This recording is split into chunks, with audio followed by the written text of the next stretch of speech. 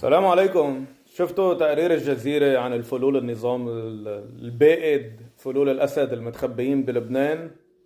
أنا جبت لكم فيديوهات لهم، احضروا.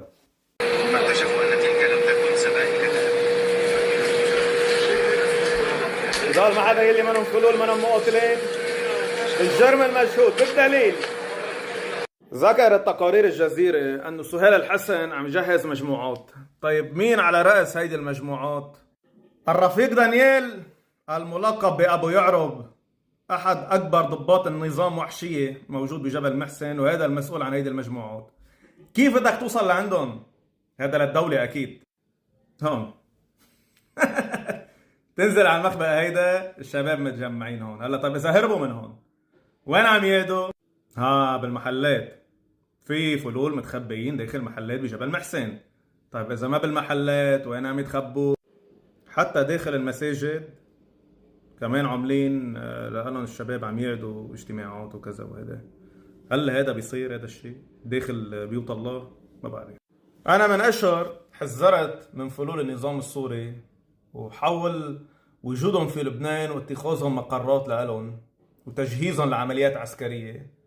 ما حدا سأل، لك الشباب قاعدين عم يرجلوا متي وما متي. هلا بتقلي ليش إننا قاعدين بثياب صيفية؟ لأنه هذا صار له كذا أسبوع، هيدي الصور والفيديوهات.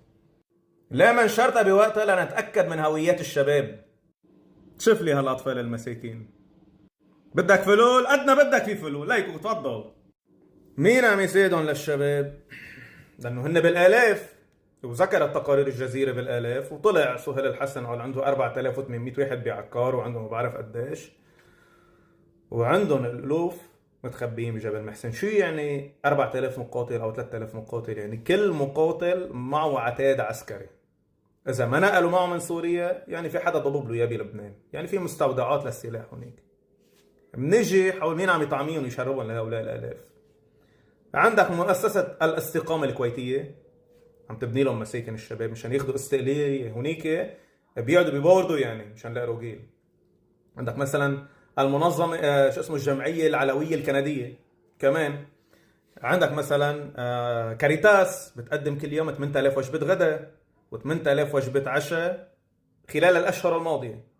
ولكن هلا عن جديد مستلمين مؤسسة رينيه معوض هي توزيع الأكل والهيدا، وتقريبا عم بيوزعوا باليوم 8000 وجبة غداء.